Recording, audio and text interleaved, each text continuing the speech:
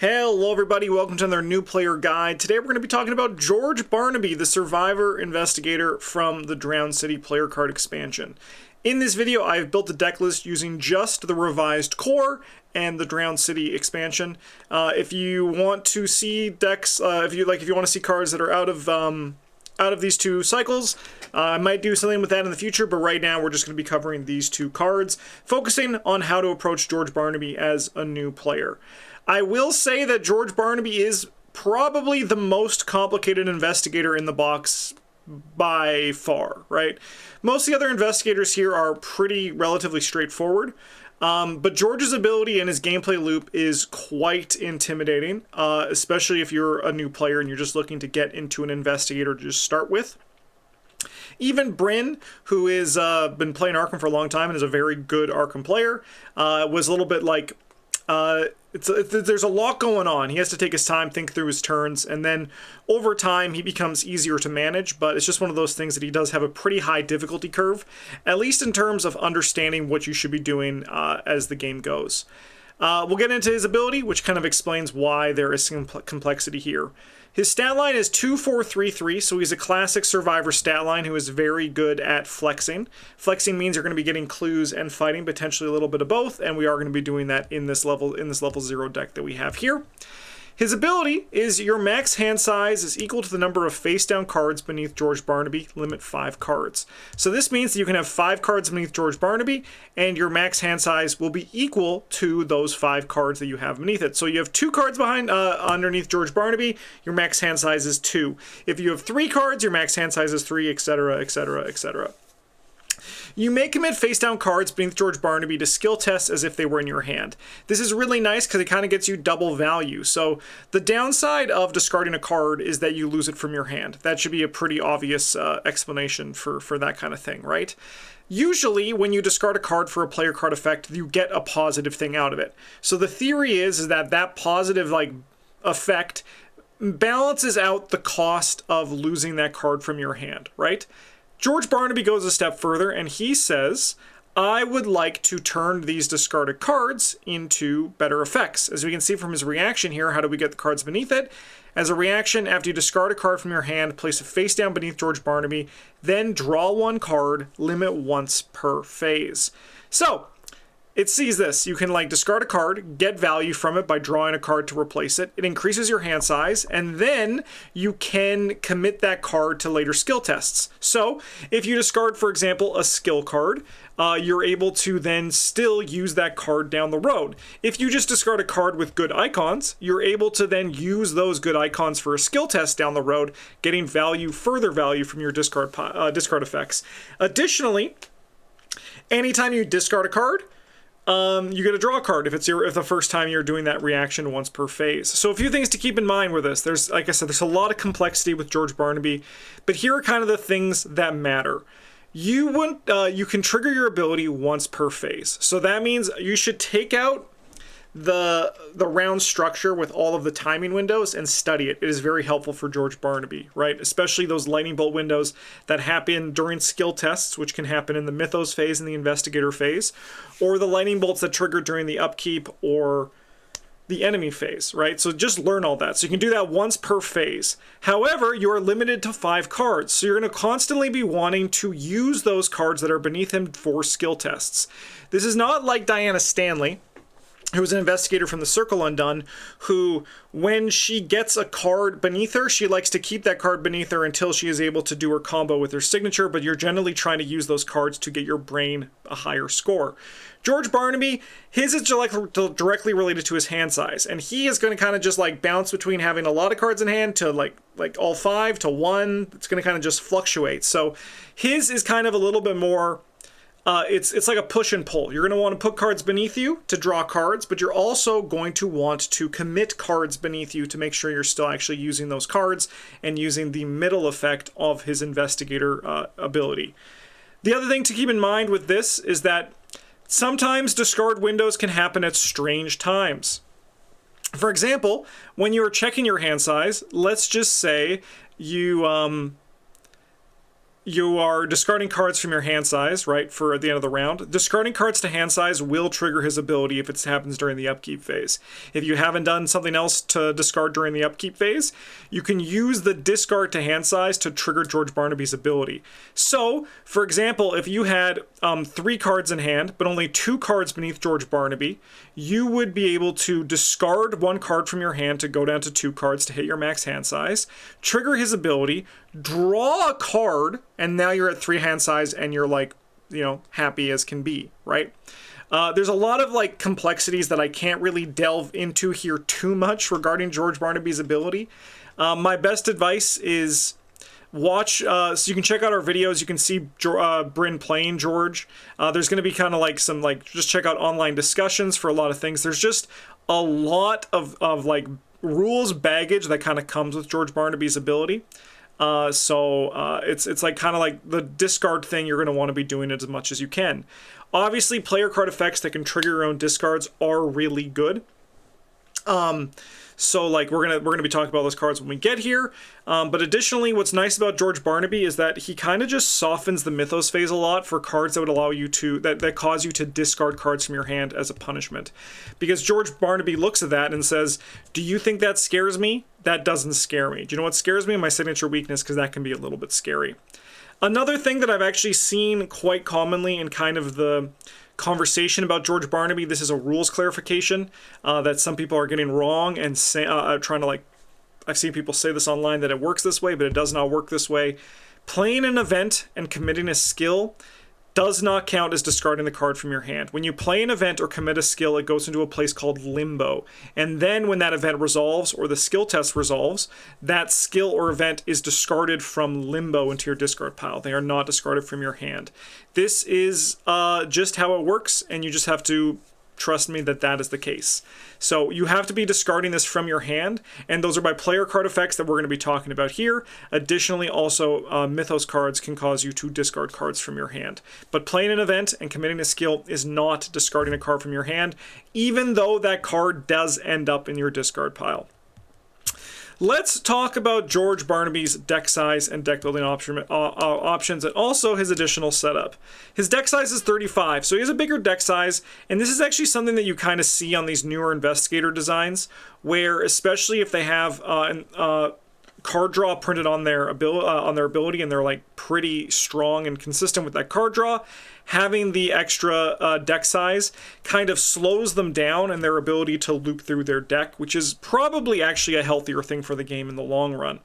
His deck building options are Survivor 0 to 5, so he's just a classic 05 Survivor, Neutral 0 to 5, and up to 10 other level 0 Seeker and or Rogue cards, which is an interesting splash. So he actually only is going to be upgrading into Survivor, but he is able to use Seeker and Rogue level 0 cards, which I think is going to be pretty nice if you have a bigger collection. While there is some good stuff we have in the actual core set and Drowned City expansion, it really is going to pop off when you get more cards in your collection. His deck building requirements are 3 copies of Grim Resolve, Cast Adrift, and 1 random basic weakness. And he has an additional setup where after drawing your opening hand, you may place any number of cards in your hand face down beneath George Barnaby. This means that you have more time to get your to get your like cards to get your hand size sorted and like be able to not have to discard everything from your hand on your first turn, as Bryn did in our blind play of the first scenario of Drowned City. And then the next time he was like, you know that I actually get to do this, right? That seems so much nicer than just losing everything at the start. Grim Resolve, he has 3 copies of this. It's a skill, commits for a wild. After the skill test resolves, you may swap any number of cards beneath George Barnaby with the same number of non-weakness cards in your hand. So this is a way for you to grab cards that you discarded that you want to play, and maybe potentially get better use out of them in, like, especially if they were events or assets that you had to discard for one reason, and this allows you to get them back. Or for some reason you put a card without symbols beneath George Barnaby. It does happen. I've seen it happen. This is a way for you to fix that, but I would advise not putting cards without symbol icons beneath George Barnaby, because while yes, it increases your hand size, it kind of defeats the point of the ability and also the card in your deck, because you'd rather be playing that card because it probably doesn't have skill icons for a reason, and the odds are is because they want you to play it as opposed to commit it for other things. His signature weakness is Cast Adrift. Revelation, if there were no cards beneath George Barnaby, shuffle Cast Adrift into your deck.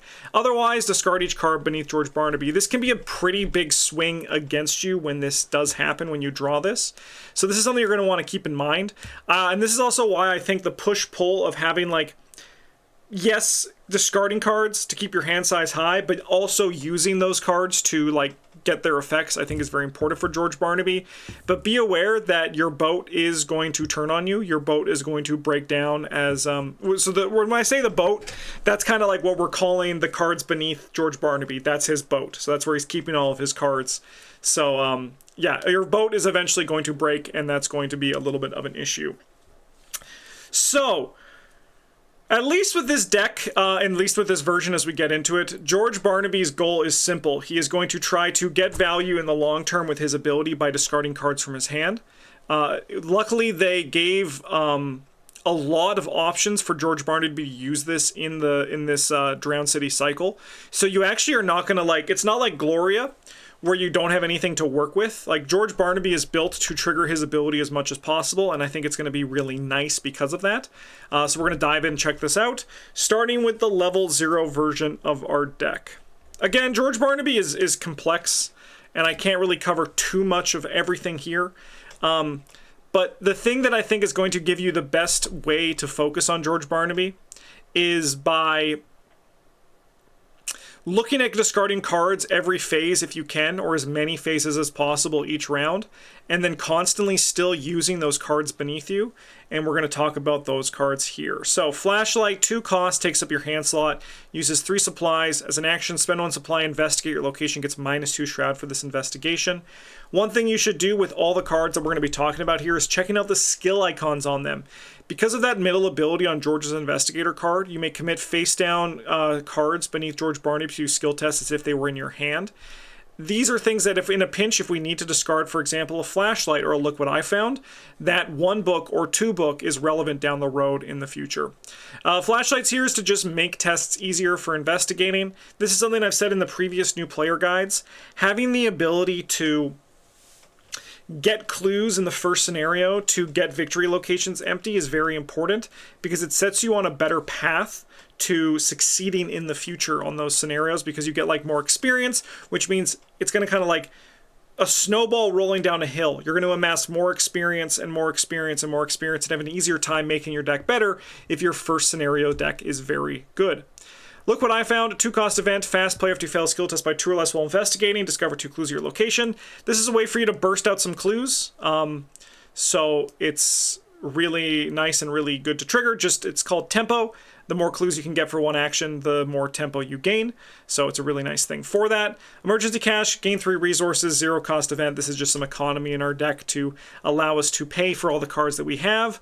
There's not too many economy cards within this this limited cycle of cards, so we're going to be playing Emergency Cash here because it's just an easy inclusion. Luckily, when we get to the Drowned City cards, we have a nice ally that's going to really help us.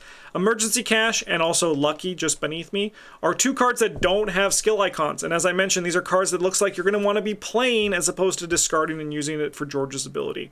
Remember, you can still discard cards like Emergency Cash or Lucky and not use them for George's ability, but still use them for the benefit of the discard effect. Lucky is a 1 cost event, fast, play when you'd fail a skill test. You get +2 to your skill value for that test. This just gives you some security for tests, for failing. One thing about Lucky is that unlike other effects, so for example, Look What I Found. If you are testing like a 2 Shroud location and you draw the auto fail, you fail by 2 still. Or let's just say, for example, for some reason you go into the negatives, right? At the end of a test, it goes, your skill value is set to 0, so you'll always fail by whatever the test result is at the end of the test. However, Lucky doesn't allow you to do that. So Lucky is when before your result is put to 0, Lucky would trigger then. So an example of this is if you're testing, like, let's just say a brain 2 test and you draw a -4. Lucky won't get you to 2, Lucky will get you to 0, and then after the window that Lucky is closed, your -2 would turn into a 0. It's a little bit complicated, but just something to consider for Lucky. We have Mind Over Matter as a 1-cost, one of our secret cards here. Fast, play only during your turn. Until the end of the round, you may use your book in place of your fist or your foot.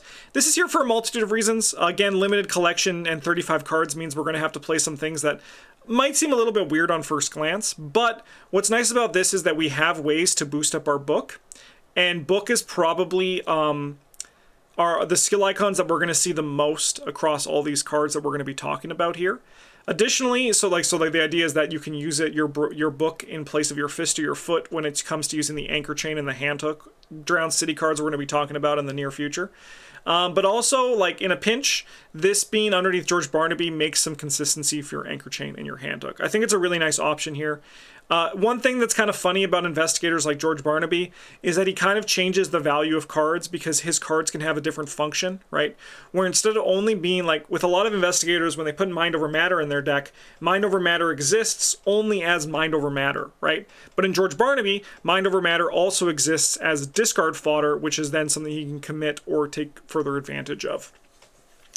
For some of our first batch of skills here, we got Deduction. It's a book. If this is successful while investigating a location, discover one additional clue at your location. This is a nice card to commit from your hand or discard Barnaby's ability and then commit from underneath him. Just once again, more clues is really nice. We have Guts, 2 copies of Guts here. Guts is good because the game often will test you in the Mythos phase by using your brain or your foot, but most commonly your brain. The reason for this is that book and fist are 2 active stats. You're going to be using those during the investigation phase, and foot kind of exists somewhere between them, right? So like you can evade, or alternatively you can like use it during the Mythos phase on cards like Rotting Remains, which is like a foot test, and for each point you fail by, you take a damage. Brain doesn't really like do that unless you're a mystic. So the game is going to commonly test you by testing your brain. I went with Guts for George Barnaby because in the form of Lucky and also Artistic Inspiration, a Drowned City card we're going to talk about, I think you have a lot of security there. Perception's very similar. It's just like a way for us to make our book better and also get through our deck quicker. And then we also have 1 copy of Unexpected Courage because it is a nice option to discard to George Barnaby's ability or just commit. Additionally, because I mentioned that he's a flex, this deck, we're going to be fighting, getting clues, and evading. Unexpected Courage can work for any of those 3 things. On to the Drowned City card, we have a cycle of cards we're going to kind of just talk about in a batch here, okay? So we have Anchor Chain, Handhook, and Nautical Charts. These all work very similarly to one another. They all cost 3, and they all take up a hand slot.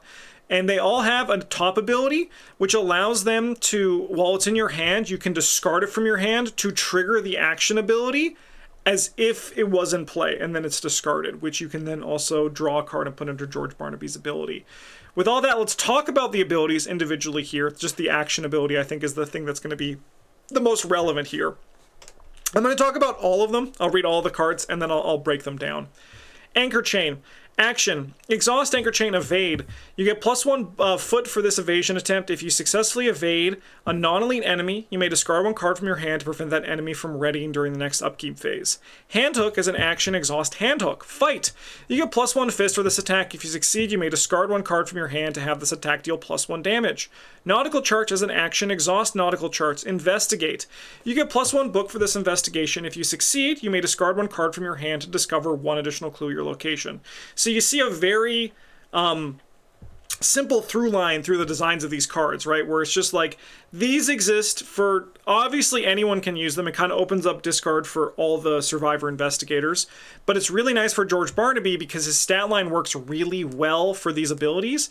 Additionally, that discard to trigger the ability means that, like, while yes, we have to discard a card from our hand to get the upside, we also have our own further George Barnaby upside that we can take advantage with by putting the card beneath us. So like, for example, with Nautical Charts, it turns every card in your hand to a deduction. But, for example, if you discard a deduction to Nautical Charts, you can then commit that deduction down the road, essentially double dipping on your deduction, which is a very nice effect. These tools are all going to be here for us to take advantage of as we see them. And additionally, because we're running 2 copies of each and we have a lot of card draw, don't be afraid to obviously discard these cards to get that top ability to trigger their bottom ability. With this deck, I would look at Nautical Charts as a priority because we're going to lean a bit more towards clues. And then Anchor Chain and Handhook, you can kind of get what comes first, and then use those to start locking down enemies to take stress off of your main fighter to get things done. Profane Idol is a 1-cost asset. It soaks for 3 horror and takes up the accessory slot. It can only be played from your discard pile. If only we had ways to easily discard this card from our hand, huh? Forced, when it is defeated, we shuffle it into our deck instead of discarding it. So some fun little things you can do here. If, for example, you play a second Profane Idol, you'll have to discard one of your other Profane Idols from play. If this causes that Profane Idol that maybe had 2 horror on it to be defeated, it's not actually defeated, it's discarded instead. Cards are only defeated when the horror, like so in Profane Idols, when 3 horror is placed on it. So it's one of those things that you can like play another Profane Idol to discard the original Profane Idol, and then you can keep just getting some horror soak. This gives George Barnaby a lot of horror survival, which is a very nice thing to have. Lawrence Carlisle is another key part of our deck, and it's going to be a good economy engine for us. 3-cost asset, soaks for 1 and 1, takes up the ally slot. You get +1 book, putting us up to 5 book, which is a very comfortable number for us to work with. As a reaction, after you discard 1 or more cards from your hand during your turn, you can exhaust Lawrence Carlisle to gain 1 resource. So, again, one thing that I said previously in this video was that discard kind of exists as a way for us to turn cards into other value. And George gets value on top of that value because of his ability. So now, not only are you drawing a card, you're gaining a resource when you discard a card during your turn, which is very easy with those 3 tool assets we had on the previous slide. So yeah, Lawrence Carlisle is a very nice piece here. Another very nice piece is Artistic Inspiration. This is a 2-cost asset, limit 1 per investigator, and uses 1 inspiration. As a lightning bolt, you can exhaust Artistic Inspiration and discard 1 card from your hand to replenish 1 inspiration on your card. This is very important for a multitude of reasons. The first one is that George Barnaby gets that upside that I've talked about. The second one, though, is that this is a lightning bolt, which means you can trigger this during those other windows I talked about, like during the enemy phase or during skill tests in the Mythos phase, for example. The reaction on this card is, after revealing chaos tokens for a skill test you're performing, spend 1 inspiration. You get +1 or -1 skill value for this test. So this is kind of like a mini lucky that you can refill by discarding cards, and that's a very nice thing to have. Hydration break. All right, You've Had Worse is a 0-cost event. Fast, play when investigate location or connecting location is dealt damage and or horror. That investigator may spend up to 3 resources. For each resource spent, that investigator cancels 1 damage or horror just dealt. This is going to be a little bit tighter because our economy is on the lower side in this deck. Like we have it, like in the Lawrence Carlisle is going to help, but we're going to be using that to pay other cards. I think You've Had Worse made it in here because I think it's functional. Like it's going to be fine. Like if you can prevent like even like 2 damage for yourself or someone else, like it can be like a really nice piece to have. But it really made the cut because it commits for 2 foot, which, as I mentioned, is something that you should be paying attention to when you're looking at cards for your George Barnaby deck, especially with a smaller collection where sometimes you just have to put a card in because it does a minor thing, but it also has like matching icons, which can be really relevant for George's middle ability. Unconventional Method is kind of here for a similar reason. It does have 2 book, but it also has a discard effect, and also it's a way for us to get rid of our flashlight or if we want to change one of our other items into something else. 0-cost event, it's just a cost to play Unconventional Method. Choose and discard an item that takes up at least 1 hand slot from your hand or play area. Investigate. You get +X book for this investigation, where X is the chosen asset's printed resource cost. If you succeed and that asset was in your play area, discover 1 additional clue at your location. So yeah, pretty straightforward for that card. Use it to most often discard something from play, but discarding something from your hand that you would have discarded otherwise is a nice way for you to just get some extra value on top of everything else. Last round city card in our level 0 deck here is Contemplative. It's a skill. You may commit Contemplative to an investigation or skill test during a parlay attempt at your location or connecting location. If this test is successful, the performing investigator discovers 1 clue at their location. So it's just like another deduction in your deck. It just gets you more clue. Okay, let's talk about the XP cards here, and we'll kind of go through these pretty quick because most of George Barnaby's things actually exist at level 0. Like, he's going to get some upgrades that we get here, and some of them are pretty powerful. But most of the stuff is going to be here at level 0. So, Emergency Cash level 2, it now just also draws a card. It's a fine luxury upgrade if you have a smaller collection. It just makes your deck more consistent. Upgraded Lucky is level 2. It does the same thing as the first one, but you also get to replace it. Do not do not doubt the ability of a card replacing itself. It's a pretty alright upgrade, and it'll just make your deck, as I mentioned, just more consistent across the board. Will to Survive is a 4-cost, 3-experience event. Fast play only during your turn. Until the end of your turn, do not reveal chaos tokens for any skill test you perform. This is a nice, expensive, but flashy card as a way for you to just guarantee a bunch of, like, past tests during your turn. So that you could trigger, like, a nautical charts, discard another nautical charts, discard another card, and, like, discard a bunch of cards, get a bunch of value, and just, like, ensure all these things hit, which can be really, really nice. For the Drowned City cards, we have Bound for the Horizon. This is a very powerful specialist card that George Barnaby can play because he is a drifter. This is very good for George Barnaby because it is a discard effect. 2 costs, 2 experience.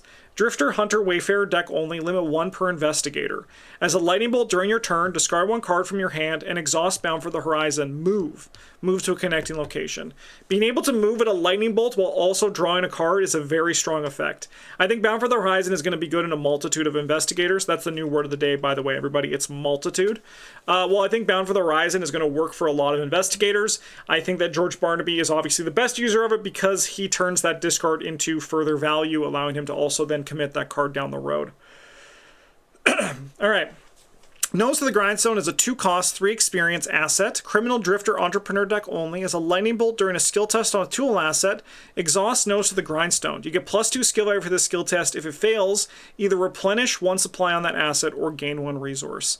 Notably, all 3 of those survivor assets we talked about earlier, Anchor Chain, Handhook, and Nautical Charts, they're all tools, and those work really well with Nose to the Grindstone.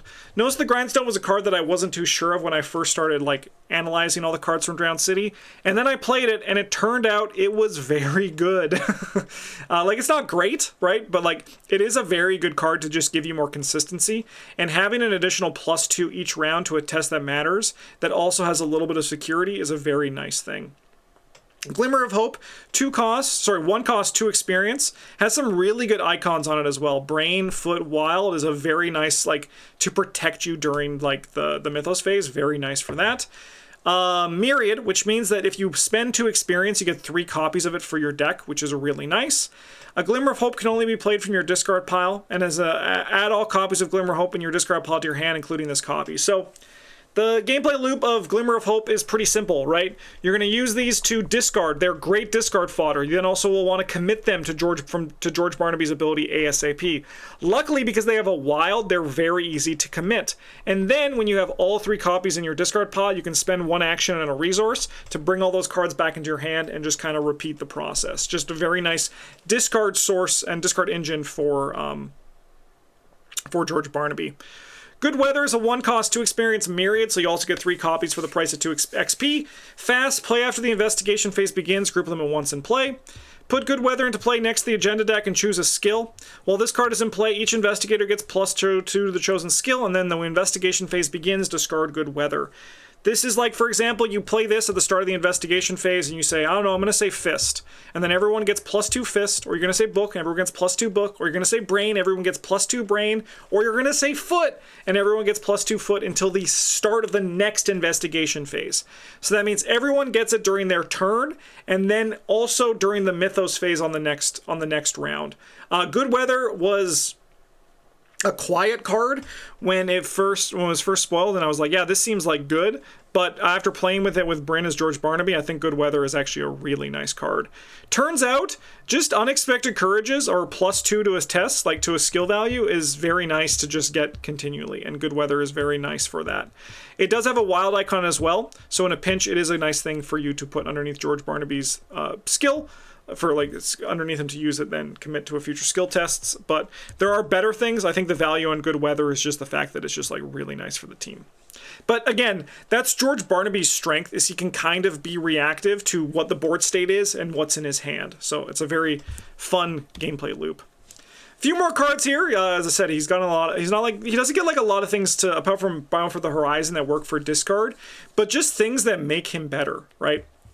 Improvised Weapon, 1 cost, 2 experience event. You may play Improvised Weapon from your discard pile. If you do, shuffle it into your deck after resolving its effects and draw 1 card. Fight. The attacked enemy gets -2 fight for this attack. If you played improvised weapon from your discard pile, this attack deals +1 damage. So just a good way for us to continue to do our flexing game if we do feel like we need to lean a bit more into dealing damage. One thing to keep in mind though, while yes, this is a good card to discard, it is not a good card to use with George Barnaby's ability because it has no skill icon, but it is a very nice card for just like dealing damage and also just like getting discard value out of it.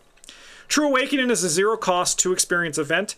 Blessed Chosen Drifter deck only. Choose and resolve 2 of the following in any order. Draw 2 cards, discover 1 clue your location, heal 1 damage, heal 1 horror. While this effect isn't like... you don't look at this and go, wow, I can't wait to do this, unless you know you're a little bit like spiky. It is still a very powerful card, and one card that I've enjoyed resolving every time. I thought I would only do draw 2 and then discover a clue, but it turns out even just in a pinch if I need the horror healing, like, or the damage healing, that being tacked on to draw 2 cards is very nice. I think George Barnaby does a really good job. Like, I think Drifter got a lot of nice stuff from the specialist cards, but I think most obviously, I think George Barnaby has gotten like the nicest from his individual box. He's able to use them all in a variety of different ways, and he's like one of the ones that actually wants to use all of the Drifter specialization cards for those effects. Last card here, we have Last Chance. This is a 3 experience skill. Commit only to a skill test with no other cards committed to it. Other cards cannot be committed to the skill test. Last Chance loses a wild. For each card in your hand, if this test is successful while Last Chance is committed to it, draw 2 cards. This has 6 wild icons on it, which means, good news with George, you can pretty much always commit this, because you're very unlikely that, it's like unlikely for you to have more than 5 cards in your hand. It can happen, but it means that like this is a very easy commit for George. It's also a really nice card to put underneath him, to discard and then use to refill down the road. I think Last Chance is probably, I think, going to be one of my most played upgrades from this expansion. And I highly recommend playing it in any survivor who can run it. It's a very good card, and George Barnaby loves it. Can play this if it just has 2 wilds, right? Obviously, it's really nice to help you in the Mythos phase if you only had like this and like 1 other card in your hand to like pass skill tests, right? Like in the Mythos phase, like a Rotting Remains or Grasping Hands, right? But it's also just really good to use offensively, even if you're just using it to draw cards. It's a very nice thing. Turns out drawing through your deck is really good, and Last Chance can really help you do that. And that is our boy George Barnaby. As I mentioned, he is on the higher complexity, but you can see that if you break down his gameplay loop into simple things of just, I want to discard a card this round, how do I discard that card this round, and then how do I turn that like discard into more value, and you kind of just look at that like from a phase by phase standpoint, while also then embracing his flexible stat line, I think it'll lead to some really nice discoveries with him. That's it for this video. We only have 1 investigator left, Agatha Crane, and I'll tell you right now, it's going to be a doozy because we're going to be talking about 2 different decks because Agatha Crane has 2 different modes. So I'll see you for that tomorrow. But in the meantime, thank you for watching. Have a good one, and as always, a GG's.